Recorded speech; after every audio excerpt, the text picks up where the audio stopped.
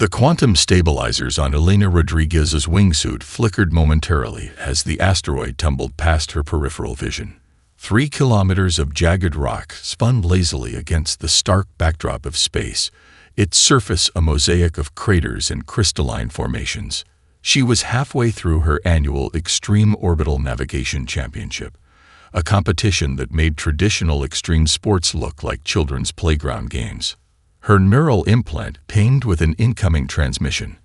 Most competitors would have ignored it, but Elena's reputation preceded her.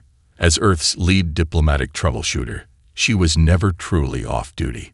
The holographic overlay in her helmet resolved into a communication matrix that made her breath catch. The sender's signature was unmistakable. Grand Archival Seal of the Zornak Concordance, last used 3 millennia ago during the initial Galactic peace treaties. Transmission classified. Absolute Priority Alpha, the implant's AI intoned. Decrypt sequence initiated. Elena's hands remained steady on her wingsuit's control surfaces, her body still threading between razor-sharp asteroid fragments at nearly 300 kilometers per hour. Most humans would have been pulverized instantly, but years of orbital training and cutting-edge biomechanical augmentations made such a course seem almost leisurely. The message unfolded. It was not a diplomatic communique. It was a declaration of total war. The Zornak Concordance, that ancient, calcified bureaucracy of galactic governance, was invoking protocols that hadn't been activated since humanity's first tentative steps into interstellar diplomacy. Every word was a legal weapon, crafted with millennia of diplomatic precision. They catalogued humanity's crimes against galactic stability with forensic detail: cultural contamination, systemic disruption of established power structures, persistent violations of communication protocols. Most damning was the appendix.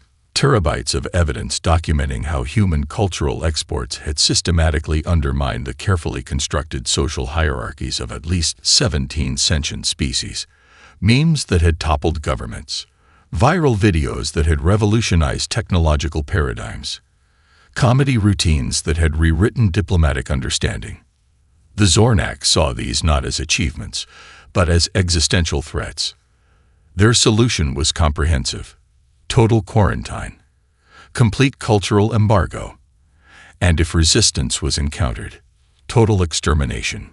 Elena's laughter began as a low chuckle, barely audible over the suit's environmental systems. It grew, transforming into something between a giggle and a war cry. "Are you processing the transmission correctly?" she subvocalized to her neural eye. "Affirmative, Dr. Rodriguez. Zornak Declaration of Comprehensive Conflict is 99.997% linguistically and legally precise." Her laughter became uncontrollable. The championship course forgotten, Elena initiated an emergency quantum broadcast. Her laugh, raw, unfiltered, rising in pitch and intensity, would be simultaneously transmitted across every human settlement, every diplomatic channel, every Zornak communication network. It wasn't a laugh of fear. It wasn't hysteria. It was pure, unbridled amusement at the absolute absurdity of the situation. In the milliseconds the transmission traveled, something extraordinary happened.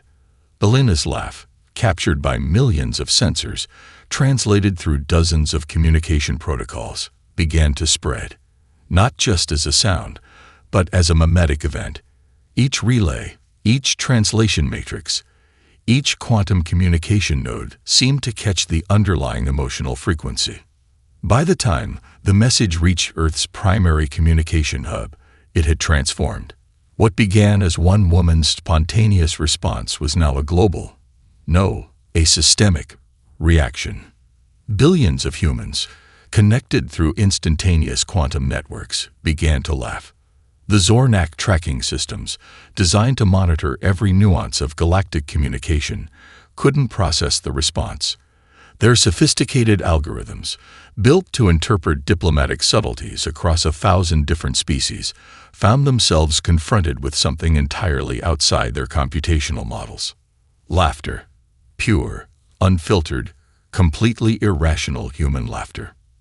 Somewhere in the vast communication networks that span galactic civilization, a fundamental misunderstanding was about to unfold. The Zornak had declared war, expecting terror, submission, or a traditional military response.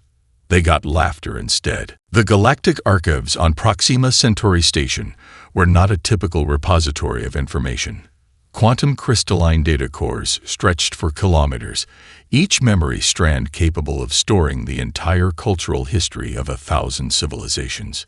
Here, in the most secure research facility beyond human space, Dr. Camille Adenauer traced the intricate threads of humanity's galactic integration.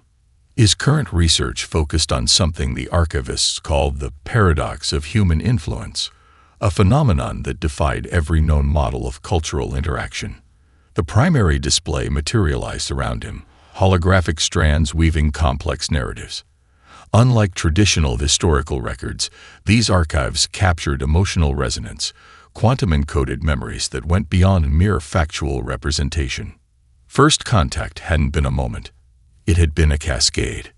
In 2247, humanity hadn't arrived with weapons or grand declarations. They'd emerged from the solar system's heliopause like cosmic wanderers, carrying something far more dangerous than military technology: unbridled curiosity and an almost pathological inability to accept established limitations. The Rigelian diplomatic courts had initially classified humans as a Class 5 cultural contaminant. Their initial reports read like warning manifestos. Humans didn't just explore, they transformed. Every interaction became an opportunity for radical reimagination. Take the Andromedan territorial dispute of 2356. While established galactic powers prepared massive fleet deployments, a human delegation arrived with something unprecedented: a stand-up comedy routine that simultaneously exposed the absurdity of the conflict and provided a mathematically elegant solution to territorial distribution. The routine went viral across 17 star systems. Diplomatic tensions that had simmered for centuries dissolved into collective laughter. Candle's fingers traced a particularly complex memory strand. The quantum crystals pulsed with a soft blue light, revealing fragments of human interactions that defied traditional diplomatic understanding. There was the incident with the Chlorophyllian Collective, a species of sentient plant-based intelligences that communicated through complex biochemical exchanges. Humans didn't just learn their language. They developed an entirely new communication protocol that translated complex emotional states into musical compositions. The result: the first truly comprehensive interspecies emotional dictionary. Each memory revealed a pattern. Humans didn't conquer. They didn't submit. They transformed. The Zornak archives, meticulously maintained over millennia, revealed a growing anxiety. Humanity wasn't just participating in galactic civilization. They were systematically redesigning its fundamental operating principles. A notification blinked in Camille's peripheral vision. The global laugh transmission was being analyzed across multiple research stations. His colleagues were sending preliminary data that made traditional statistical models look like children's arithmetic. Something unprecedented was happening. The laugh wasn't just a sound. It was a communication protocol, a complex quantum signature that carried layers of meaning beyond acoustic representation. Dr. Elena Rodriguez's spontaneous response was being decoded as a multidimensional communication event. Linguistic experts, quantum communication specialists, and mimetic researchers were discovering layers of information embedded in what appeared to be simple hilarity. Camille zoomed into a particularly complex data strand. The laugh contained diplomatic subtext, technological schematics, and what appeared to be a comprehensive critique of the Zornak's declarative communication model. Humans had turned laughter into a weapon of mass transformation. The galactic archives had never seen anything like it. In the quiet of the research station, surrounded by millions of quantum-encoded memories, Dr. Adenauer allowed himself a small smile. The humans were doing it again, rewriting the fundamental rules of galactic interaction, one inexplicable moment at a time. The war hadn't even properly begun, and already the Zornak had fundamentally misunderstood their opponents. Humanity wasn't just a species. It was a force of perpetual, beautiful chaos. And the galaxy was about to be reminded of that fact, one quantum-encoded laugh at a time. High-Archon Vexnera of the Zornak Supreme Governance Council stared into the holographic representation of human cultural contamination with a mixture of horror and fascination. The data streams were not mere information. They were an existential nightmare made visible. The council chamber stretched beneath translucent quantum-reactive surfaces, each wall capable of displaying multiple dimensional analyses simultaneously. Here, in the most secure location of the Zornak homeworld, the true extent of human influence was being dissected with surgical precision. "Observe," Vexnera commanded, her neural tendrils interfacing directly with the central data matrix. The hologram exploded into a complex web of interconnected cultural events. Each node represented a seemingly innocuous human interaction that had cascading, universe-altering consequences. There was the Ice Bucket Challenge of the early 21st century, a viral phenomenon that had raised millions for medical research. But the Zornak analysis revealed something far more insidious. The challenge had inadvertently created a global communication network that transcended traditional social barriers. It wasn't just a fundraising event, it was a sophisticated social engineering mechanism. Another node pulsed with intricate complexity: meme culture. What humans considered simple digital humor was, in fact, a highly advanced mimetic warfare technique. Each joke, each viral image carried layers of social commentary, philosophical critique, and adaptive problem-solving algorithms. The chlorophyllian diplomatic incident of 2412 was particularly revealing. A human comedian had resolved a centuries-long territorial dispute through a stand-up routine that simultaneously exposed the logical fallacies in both species' arguments and provided a mathematically elegant solution to resource distribution. "It's not randomness," Vexnera muttered to her secondary analysis team. "It's deliberate cultural destabilization." The team's lead cognitive analyst, a veteran of 1,000 diplomatic engagements, zoomed into a particularly complex node. A single internet meme had triggered a revolutionary movement on a distant colony world, dismantling an oppressive governmental structure without a single act of traditional warfare. Humans didn't need weapons. They had something far more dangerous: the ability to make people question fundamental assumptions about reality. The compilation of evidence was devastating. Humans had infected nearly every major galactic institution with their adaptive thinking. Educational systems, diplomatic protocols, technological innovation. Nothing remained untouched by their unique approach to problem solving. Most alarming was their technological innovation methodology. While other species developed technology through careful, hierarchical research processes, humans seemed to generate breakthrough innovations through what could only be described as organized chaos. Crowdsourced research, collaborative platforms, interdisciplinary approaches that violated every established scientific protocol. The 3D holographic representation began to pulse with warning indicators. Each human cultural export was tagged with potential systemic risks: social destabilization, cognitive restructuring, paradigm disruption. Vexnera's neural tendrils twitched with a sensation that closely resembled what humans might call anxiety. "They are a virus," she stated, her voice resonating through the quantum reactive chamber. "Not a biological virus. A mimetic virus. A cognitive infection that rewrites fundamental social operating systems." The most recent evidence was perhaps the most terrifying. A human research team had developed a communication protocol with the methane-based intelligence of the Titan Research Collective, a species previously considered completely incompatible with traditional communication models. They had done this using what humans called improvisation techniques, a methodology that essentially treated first contact as an elaborate comedy sketch. The Zornak had spent millennia creating carefully constructed diplomatic protocols. Humans were rewriting those protocols in real time, using nothing more than creativity, curiosity, and a seemingly infinite capacity to find humor in the most serious situations. Quarantine is no longer sufficient, Vexnera concluded. The holographic display shifted, revealing strategic military deployment scenarios. Elimination is the only rational response. As the council chambers hummed with strategic calculations, none of them noticed the subtle quantum resonance that was already spreading through their communication networks, a laugh that was beginning to destabilize their most fundamental communication protocols. The war had already begun, and the Zornak didn't even realize they were losing. The Global Adaptive Response Center wasn't a military installation. It looked more like a cross between a live television studio, a quantum computing lab, and the world's most elaborate comedy club. Dr. Elena Rodriguez stood at the center of a spherical chamber that pulsed with holographic interfaces.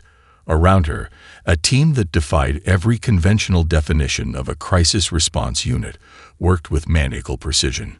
There was Professor Alejandro Kimura, a quantum linguist who had once won both the Nobel Prize and an international stand-up comedy championship. Next to him, Dr. Zoran Dor, a computational psychologist specializing in mimetic warfare, was designing communication algorithms that could make complex diplomatic arguments through interpretive dance. "We're not going to fight," Elena announced to the assembled team. "We're going to perform."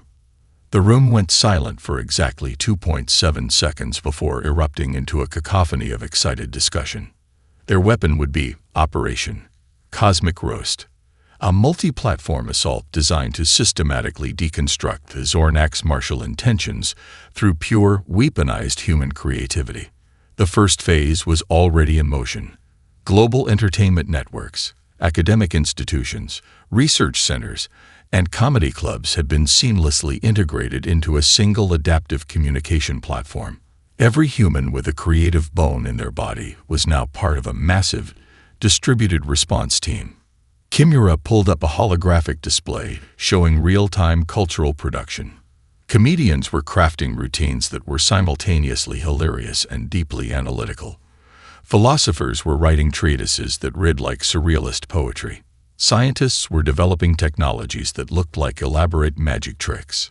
"We're going to turn their declaration of war into the greatest comedy special in galactic history," Elena said, her neural implant already cross-referencing thousands of potential communication strategies. The team had identified 3 primary attack vectors. First, linguistic deconstruction. A team of polyglot comedians and computational linguists was creating communication matrices that would simultaneously translate their message across multiple alien communication protocols while embedding layers of satirical commentary. Second, technological demonstration. Rather than showcase weapons, they would present technologies so bizarre, so unexpectedly useful, that the Zornak would be forced to reconsider their entire understanding of human capability. Third, cultural exposure. They would flood galactic communication channels with the most inexplicable aspects of human culture. Everything from internet memes to experimental jazz to competitive dog grooming documentaries. Dr. Endor was particularly excited about the mimetic warfare component. "We're not just sending information," she explained, her holographic displays showing complex algorithmic patterns. "We're sending cognitive disruption packages. Each transmission is designed to make the recipient question their fundamental understanding of reality." A breakthrough came from an unexpected source. A group of improvisational theater performers had developed a communication protocol that could transmit complex diplomatic arguments through a series of elaborate mime performances. When translated through quantum communication matrices, these performances carried information density that made traditional diplomatic language look like child's scribbles. The quantum computing core at the center of the facility began to pulse with an almost musical rhythm. It was processing potential communication scenarios at a rate that would have been impossible just a decade earlier. "We're not preparing for war," Elena told the team. "We're preparing for a conversation that the Zornak isn't ready to have." As if on cue, a notification flashed. The first global transmission was ready. Billions of humans, connected through quantum networks, were about to deliver a response that would redefine the concept of interstellar communication. The Zornak wanted a declaration of war. Humanity was going to give them a performance. In the Global Adaptive Response Center, The team exchanged knowing smiles. They weren't soldiers. They were artists, scientists, comedians, philosophers, the most dangerous combination imaginable. And they were just getting started. The demonstration began in the most unexpected location, the International Quantum Creativity Research Station, a facility that straddled the line between cutting-edge scientific research and absolute madness. Dr. Hiroshi Nakamura adjusted the quantum probabilistic resonance chamber, a device that looked like something a child might create if given unlimited resources and zero adult supervision. Surrounding him were instruments that defied conventional understanding of physics, engineering, and basic common sense. Initiating first-stage demonstration, he subvocalized to the global network. The chamber hummed to life, its crystalline structures shifting through impossible geometries. What appeared to be a simple research apparatus was, in fact, a comprehensive display of humanity's most advanced technological capabilities, disguised as an elaborate practical joke. Each component of the demonstration had been carefully designed to be simultaneously functional and completely absurd. The primary defensive system materialized as a holographic construct that looked like a cross between a jazz ensemble and a fractal mathematical model. Quantum entangled particles danced in patterns that simultaneously solved complex computational problems and performed an intricate choreographed routine. Nakamura's team had spent years developing what they called adaptive camouflage technology. Unlike traditional stealth systems that merely bent light or created visual obfuscation, this technology actively rewrote the perceptual understanding of anyone or anything observing it. A series of quantum-locked projections began to unfold. To the Zornak monitoring systems, the displays would appear as multiple contradictory realities simultaneously. One moment, it was a defensive shield. The next, an art installation. Then a complex mathematical proof. Then a comedy routine explaining quantum mechanics. The truly terrifying part was that each manifestation was completely, devastatingly functional.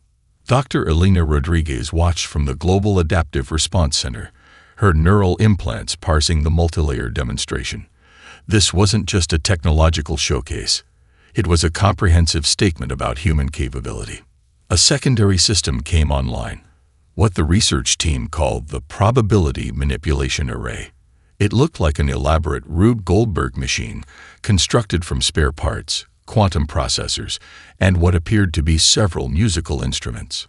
Its function was simple and impossible: to actively manipulate local probability fields. In practical terms, this meant the device could make the most improbable outcomes not just possible, but likely. A defensive system that could literally make the impossible happen, but only in the most entertainingly unexpected ways. The Zornak monitoring systems began to malfunction. Their sophisticated tracking algorithms couldn't process the multilayered information. Was this a weapon? A communication protocol? An art installation? A philosophical argument? The answer was simultaneously all of these things and none of them. Nakamura allowed himself a small smile. Humanity's greatest strength had always been its ability to find humor in the most serious situations. This demonstration was the ultimate expression of that capability. A quantum-entangled communication burst carried the demonstration across multiple galactic communication bands. Each alien species would perceive something slightly different, a testament to the adaptive nature of human technological development. The chlorophyllian observers would see a complex botanical communication matrix. The methane-based intelligences of Titan would perceive it as a sophisticated environmental adaptation system. The silicon-based life forms would interpret it as a revolutionary computational model.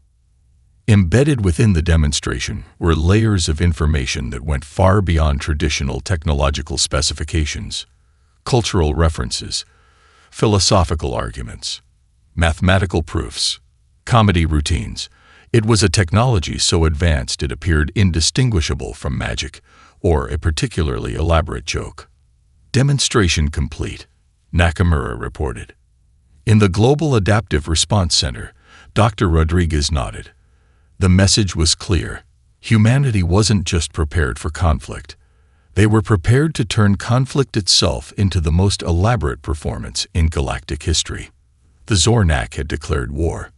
Humanity was preparing to turn that declaration into the greatest show the universe had ever seen. The Galactic Concordance diplomatic nexus wasn't prepared for what was about to unfold.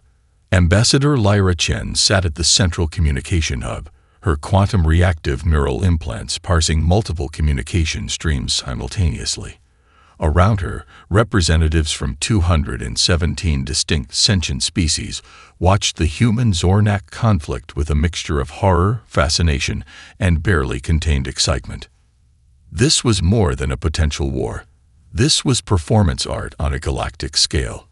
The Zornak delegation had arrived with what they believed was an ironclad case against humanity. Holographic displays materialized, showcasing elaborate documentation of human cultural infractions. Each piece of evidence was meticulously categorized, cross-referenced, and presented with the clinical precision of a surgical procedure. Their first exhibit, the Great Meme Incident of the Regellian Trade Consortium. A holographic reconstruction showed how a series of internet memes had systematically dismantled a 1,000-year-old economic structure. What the Zornak presented as a catastrophic cultural attack, most species saw as an incredibly sophisticated form of economic reform. Ambassador Chen's implants were translating not just language, but underlying emotional and cognitive contexts. Each Zornak statement was simultaneously being transformed into multiple communication formats: diplomatic language, comedic interpretation, mathematical proof, and interpretive dance notation.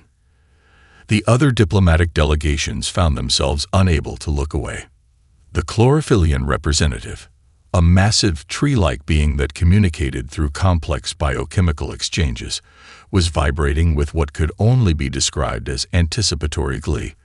They had been waiting centuries for someone to challenge the Galactic Concordance's rigid communication protocols. Objection, the lead Zornak diplomat proclaimed, his neural tendrils quivering with indignation. Humans have systematically destabilized 17 major galactic institutions through what can only be described as weaponized absurdity. Before he could continue, the human delegation's response materialized. It wasn't a verbal argument. It wasn't a diplomatic statement. It was a live performance. 3 comedians, 2 quantum physicists, a philosopher, and what appeared to be a professional interpretive dance troupe took the central diplomatic stage. Their presentation began as a stand-up comedy routine that seamlessly transformed into a complex mathematical proof, which then devolved into an elaborate mime performance, explaining the socio-economic implications of rigid bureaucratic structures. The universal translator systems began to overheat. Each diplomatic representative was receiving a slightly different version of the presentation. The methane-based intelligences saw a sophisticated environmental adaptation strategy. The silicon-based life forms interpreted it as a revolutionary computational model. The energy-based entities perceived it as a complex communication protocol. Ambassador Chen watched as the Zornak's carefully constructed argument began to unravel. Their evidence of human cultural contamination was being systematically transformed into a comprehensive critique of galactic governance. What was meant to be a prosecution was becoming a performance that exposed the fundamental limitations of established diplomatic models. The Chlorophyllian representative began to emit spores of what could only be described as pure joy. "We submit," the human performance team concluded, "that the very act of challenging our cultural influence is, in itself, proof of our effectiveness." The diplomatic chamber went silent. Then someone, no one was quite sure who, started to laugh. It began as a single chuckle from the Titan methane-based delegation. It spread to the Chlorophyllian representatives. Soon, the entire diplomatic chamber was filled with a sound that transcended species, language, and traditional communication protocols. Laughter. The Zornak delegation stood in shocked silence. Their carefully constructed case against humanity was dissolving before their eyes, replaced by something they couldn't comprehend. Ambassador Chen allowed herself a small smile. Humanity hadn't just responded to the declaration of war. They had turned diplomatic conflict into the most elaborate performance in galactic history.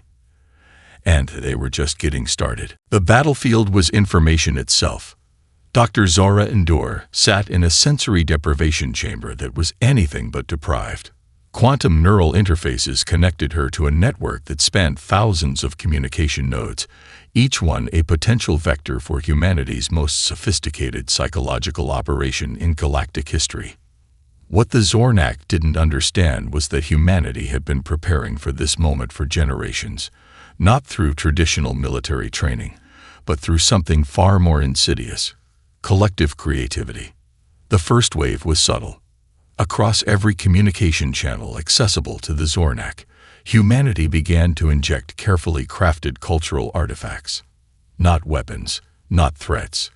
Something far more dangerous. Memes that contained complex philosophical arguments. Viral videos that were simultaneously entertainment and advanced mathematical proofs. Social media posts that could be read as comedy routines, diplomatic negotiations, and quantum computing algorithms. Each transmission was a fractal weapon, a piece of information that could be understood differently depending on the cognitive framework of the observer. The Zornak monitoring systems began to experience what could only be described as a collective existential crisis. Their most sophisticated communication analysis AIs started to malfunction. What appeared to be a simple internet joke was actually a comprehensive deconstruction of their entire societal communication model.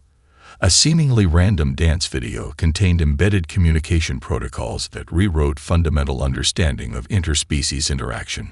Dr. Endor's team had spent years developing what they called cognitive cascade technologies. Each piece of information was designed to propagate through communication networks like a sophisticated virus, but instead of causing damage, it caused fundamental reevaluation. The methane-based intelligence networks were the first to fully comprehend what was happening. They began to relay the human transmissions through their own communication matrices, adding layers of complexity that made the original transmissions even more potent. On the Zornak homeworld, entire communication departments began to shut down. Their neural networks simply couldn't process the multilayered information streams that humanity was generating. It wasn't just psychological warfare. It was a complete reimagining of communication itself. A team of human cultural engineers had developed what they called adaptive narrative matrices, communication protocols that could dynamically reshape themselves based on the cognitive framework of the receiver. A Zornak bureaucrat might receive a transmission that appeared to be a mundane administrative document. A Zornak artist would perceive the same transmission as a revolutionary piece of performance art. The chlorophyllian observation networks were broadcasting humanity's transmissions with an almost gleeful enthusiasm. They had been waiting centuries for someone to challenge the rigid communication models of the Galactic Concordance. Dr. Endor's neural interfaces began to pulse with a rhythmic pattern that was simultaneously a communication protocol, a musical composition, and a complex mathematical proof. Stage 2 initiated, she subvocalized. The next wave of transmissions began to target the fundamental belief structures of the Zornak society, not through direct confrontation, but through a process of cognitive deconstruction so subtle it was almost imperceptible. Comedians became the frontline soldiers of this information war. Their routines were carefully designed quantum communication devices that could penetrate the most sophisticated defensive communication barriers. A stand-up comedy special became a comprehensive critique of hierarchical social structures.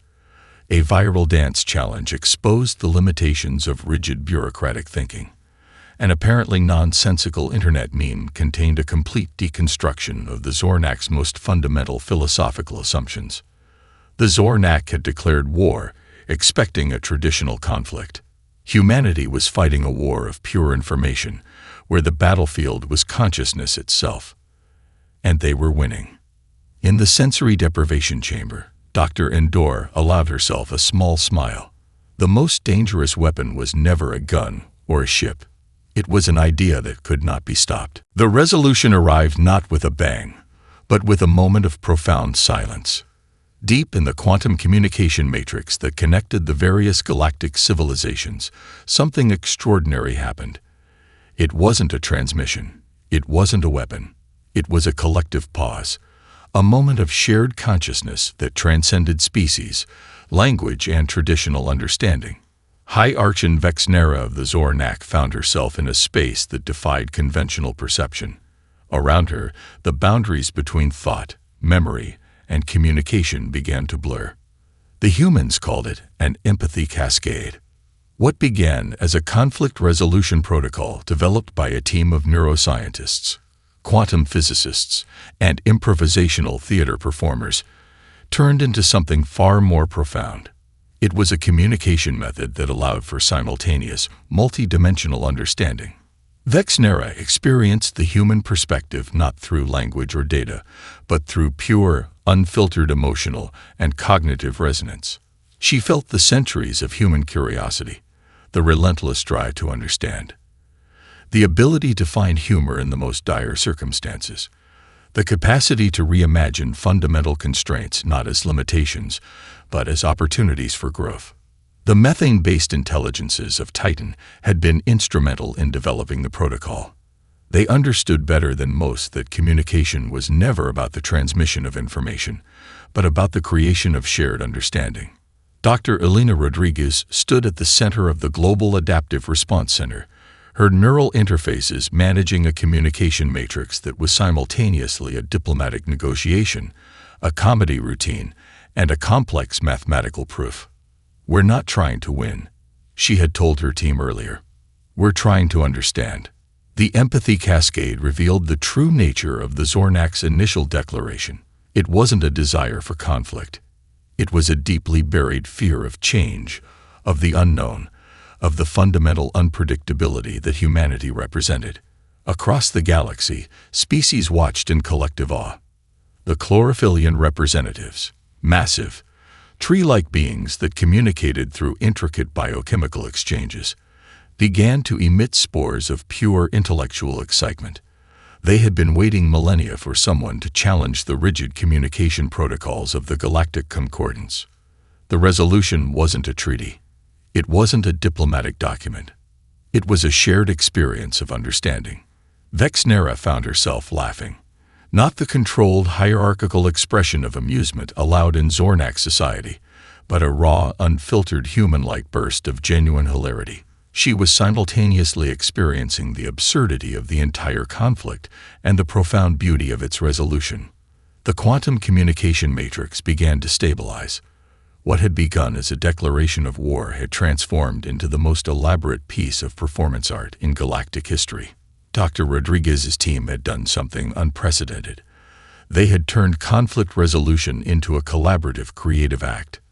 The final transmission was simple, a compilation of human cultural exports that captured the essence of their approach to existence: curiosity, adaptability, humor, and an endless capacity for reimagining possibilities.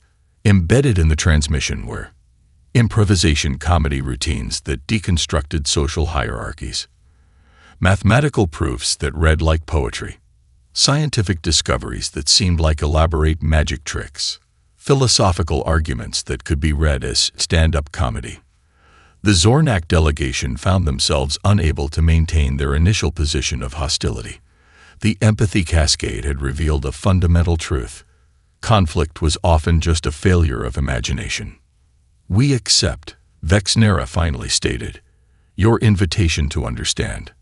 The galaxy held its collective breath. Humanity had been invited to continue being exactly what they were, a species defined by its capacity for endless, beautiful chaos. In the Global Adaptive Response Center, Dr. Rodriguez allowed herself a small smile.